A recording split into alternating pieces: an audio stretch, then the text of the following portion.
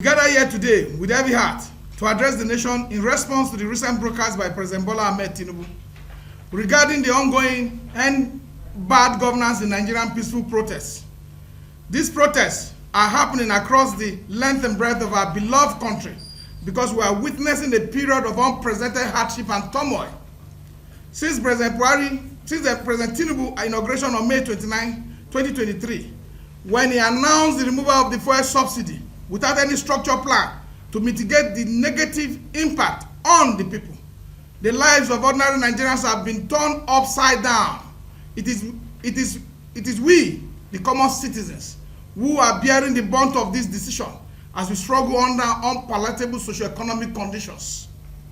Our nation is in crisis. Our nation is truly in crisis, sincerely speaking. And we must come together to work as brothers to continue to demand good governance for our leaders. The Nigerian people have been plunged into deeper poverty and hardship. Subsistence farming has vanished, leaving many families in distress. Parents struggle to put food on the table. It's a sad episode in our country. And some are forced to make stew with cucumbers because basic vegetables like tomatoes, peppers, and onions are too expensive. Farmers live in fear of bandits and kidnappers, preventing them from cultivating their lands, which contribute to the food scarcity we face. The economic turmoil has led to unpaid school fees, and as of 2024, UNICEF has declared Nigeria as having the world's highest number of out-of-school children. This is an urgent situation that demands immediate attention. This is not too much to ask, that our children should be given the opportunity to go to school, that an enabling environment should be created by federal government to accommodate those who are out of school. The number of out-of-school children is unprecedented in the history of this country. Crime rates are soaring as people become increasingly desperate. Communities are attacked. Villages are ransacked. Innocent lives are lost. Ancestral lands are seized. This is not the Nigeria we aspire to build. Our people are not greedy. Nigerians are never greedy. Nigerians are one of the people that can be easily appeased when government do right and stand right by them. We ask only for a decent standard of living which can be provided by any competent leader. What we are talking about is about competence. It's about the fact that you cannot take irrational policy decisions. It's about the fact that you cannot wake up without proper planning, without proper study. You say subsidy is gone. That has brought untold hardship on our people, increasing the transportation cost alone by 300%, from 190 naira per liter of fuel to 800 naira, now 1,000 plus. How do you say Nigerian people should not ask their government to do better? We're asking our people to do better. It is particularly disappointing to see this government, led by President Tinubu, who once stood as an opposition leader and supported protests, now using state forces to suppress the rights of citizens. Section 39, Section 40 of the Nigerian Constitution, along with Article 19 and 20 of the United Nations Universal Declaration of Human Rights, guarantee our rights to freedom of expression, and peaceful assembly. Yet, when Nigerians exercise this right under this government led by President Tinubu, they are faced with brutality and even death. The penalty for protest is not death penalty. The punishment for protest should be at least water cannon, rubber bullet. People are protesting in UK as we speak. How many records of death have they recorded? Because the police must be civil. Civil society and the security agency must adhere to the Constitution of the Federal Republic of Nigeria. And the protesters in Abuja and other elsewhere have respected their right to peaceful protest. We have witnessed tragic events such as the killing of Abbas Kabiru by the Nigerian police in Kaduna and the death of 16-year-old Ismail Muhammad at the hands of the Nigerian army. These are only a few examples of the violence that peaceful protesters have endured, with Amnesty International stating over 22 peaceful protesters brutally killed by the security agencies. If not because of the pressure that came from Kaduna, that the Nigerian army accepted and said in public realm and even offer apology, and then paid 300,000 naira to the family of the deceased, a 16-year-old boy. What will 300,000 do to the family? Look at the emotional trauma that comes from that. If they have applied the alternative of trying to negotiate speak to Nigerians who are the custodian in the first place of what people governance are. It should be. We won't be in this state of struggling to give our people a fair hearing. The 1999 Constitution as amended clearly protect our inalienable right, including the right to protest. According to the Constitution, no one should be held without being charged to court for more than 48 hours. Yet, individuals like Alhaji Khalid Aminu remains in detention without charges, languishing in the SSS custody in Kaduna. This is unacceptable, and the government must do everything possible to release all peaceful protesters or charge them to court. Nigeria may be a lawless place, but our fundamental human rights will not be taken away from us. We demand that all those detained in connection to the ongoing protests be released with immediate effect, or else President Tinubu should be ready to arrest and kill us all. The demand of Nigerians who have gathered peacefully since August 1st, 2024 must be heard. We seek relief from the economic hardship inflicted upon us by the irrational policy of President Tinubu-led government. The use of live ammunition against peaceful protesters is intolerable and must end immediately. We also declare that the harassment and intimidation of journalists who are bona fide members of the fourth estate of the realm for covering the protest is a breach of the Constitution and other relevant international laws, and this should also be stopped immediately. We saw journalists being harassed. We saw journalists from AIT who were shot at the airport, who had serious injury on their leg, broke their leg. We saw a new central journalist. I'm a trained journalist myself. I know the right of journalists in the country to be able to keep Nigeria in the right direction and continue to inform the citizens about policies and decisions of government, and also inform the government. They are the gap between the two sides. And if you now start to now make sure that there's no free press, as soon as there's no free press, then there's no democracy. As soon as there's no freedom, and then there's no democracy. As long as the people cannot voice their voice without fear, then our democracy continue to languish in the hands of those who are intimidating us. Our protests are not staged for criminals. To those who see our peaceful protests as a means to put their criminal activities to practice, you are not part of our cause. Our cause is good governance. Our cause, we demand that government must be responsible. Our cause, we demand that government must cut the excessive spending on themselves and ignoring the Nigerian masses. Our cause is that public schools must work for public good. Our cause is that public resources must be used for the development of this country. Our cause is that our refinery must work so that we stop importing and spending dollars that we don't have. Our cause is that human rights must be respected. We call on President Tinubu to immediately halt the use of brute force by security agencies against peaceful protesters. There's no place for the use of live ammunition on peaceful protesters. Nigerians have the right to protest, and our demands are essential for the nation's progress and stability. We urge the federal government to take immediate action to address these issues. We are aware of the government tactics of bribing key stakeholders to quench protests, but this time it will not succeed. Our demands are not met. We will continue to peacefully express our sufferings and frustration until they are addressed for the benefit of the common man on the street. Nigeria will not give up. We will not give in. We will not cave in until their demands are met.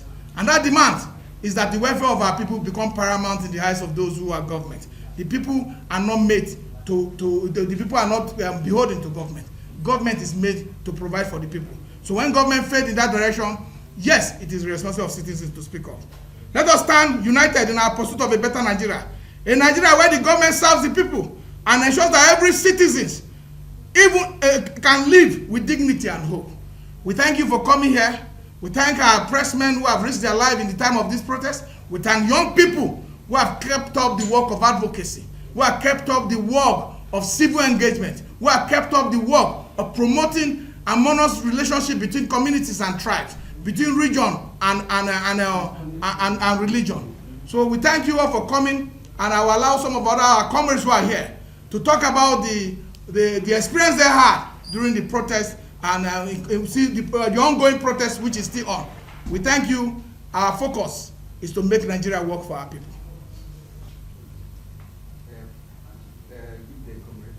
My name is Michael Zani. The DSS is security picking people who they That's number one. Then the number two is that today is the 9th day of the protest. In fact, I even retrieving some of the promises they made. Like they told civil servants that they are going to buy rice at 40,000. Now they have cancelled that initiative, and government is not even moving in the direction of Nigerians. Protesters. He has been protesting since the 90s. And for him to now come and not use protest as a means to govern the people, because protest itself, without it, democracy will not be sustainable. So what we're saying is that if you make promises as government, for the civil service, there's no group of people that have given more sacrifice to our country than the civil servants. And their welfare is very important. It's capturing part of the things we're saying. That you should have mortgage system so that they will be able to pay for 30 years while they get to service and get the house.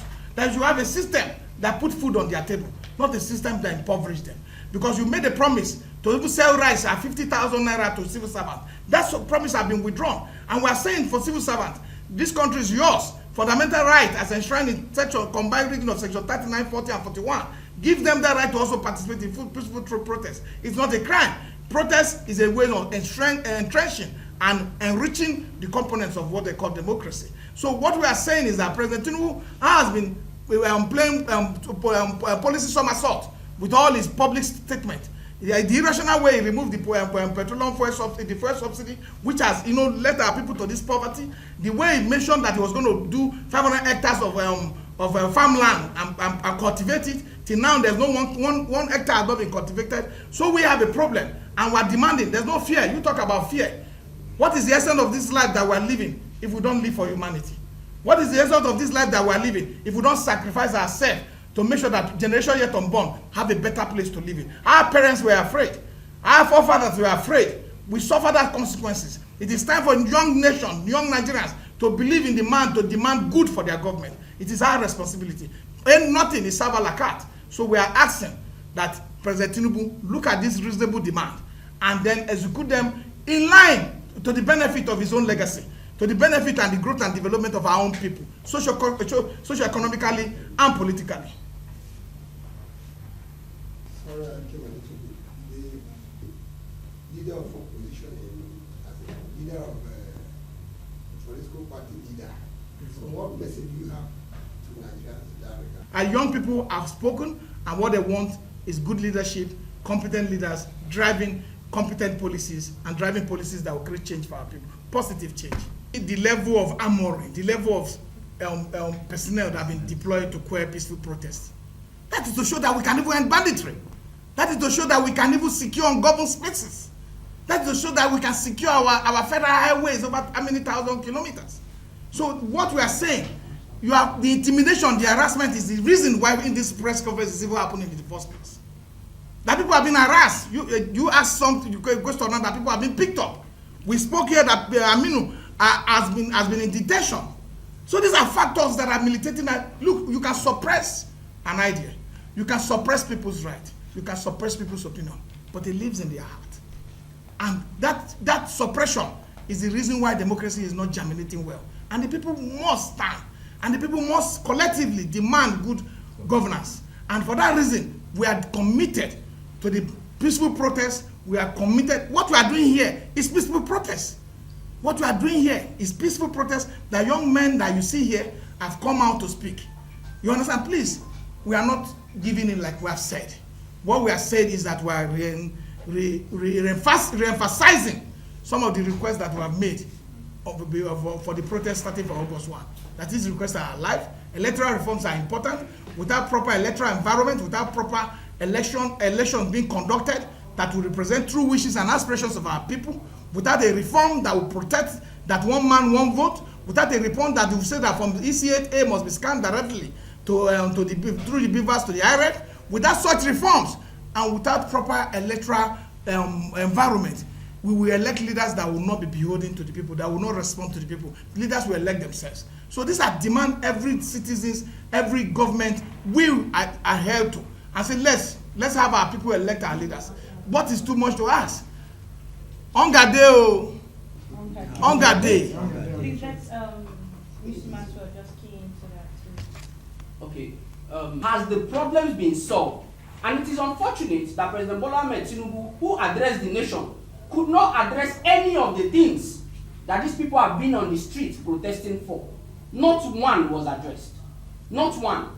In as much as the government is trying all their possible best to be very brutal with peaceful protesters, when they can carry that brutality to end insecurity, when they can use that same brutality to go and end banditry and end kidnapping, or bringing it to peaceful protesters, no matter what they try to do, no matter how they try to ensure that people's morals and people's belief and courage is actually trampled on, it will not. Your members have been arrested, and how many have been released? Enough time that we should just give the government little time to for some of those programs they say they put in place to program he has put in place. He talked about cultivating 500 hectares of land. Where have they started the cultivation?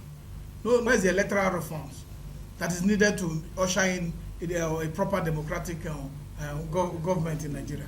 Where's that? Where's that? Is there any committee? Is there anything going on in the National Assembly that point to that? So there are issues. The issues are on this. My brother at the extreme end, Max has said, there's a demand. The government is seeing it as confrontation.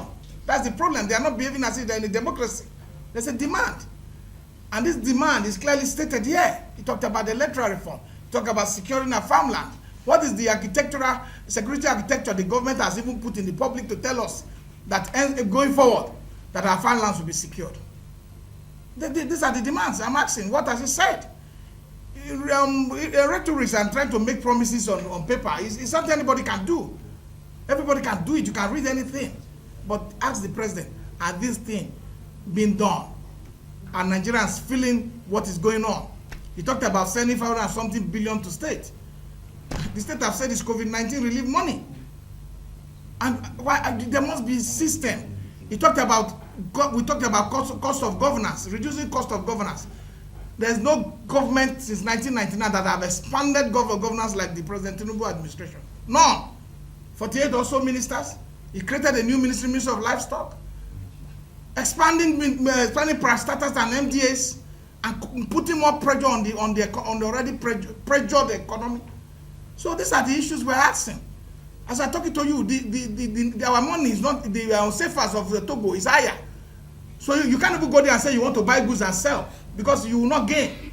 So we have to sit down and rejig our economic system, our security system, and our electoral reform system. The young people must participate. There's a young one that's very brilliant. A lot of them are here. You put them in, let them participate in reforming the process that will determine their future. Let them have a say in what will become something that either make them progress or make them retrogress. So these are simple questions. There's no war here. There's no fight. The simple question Nigerian protesters from Bauchi to Kano, from Kano to Yobe, from Kaduna to Abuja to Lagos to Ibadan and Port Harcourt are asking is that do right by our people. Do the right things that will put food on the table. Do the right things that will make sure that hunger day people know where they shout them again. So let him answer the question on the protesters. But it is one thing that we are asking for, which said a lot of them are still under detention. Several individuals, several lawyers have decided to give pro bono services to ensure that these people are released. However, we know that this still falls within the power of the federal government. A simple order, Mr. President is the Commander-in-Chief of all armed forces in the Federal Republic of Nigeria. We have the list of our people that have been arrested, but these are not all. In fact, there are people that we don't even know. Those who were picked up just by passing on the road, even journalists like yourselves that have been picked up, and several individuals across the Federal Republic of Nigeria. This list come up every day because these arrests are made every day.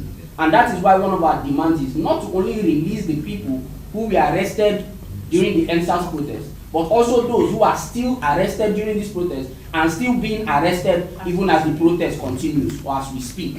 So what we are calling on them is that we must not provide any list. While the list is compiled, every day lists are released. He mentioned some names.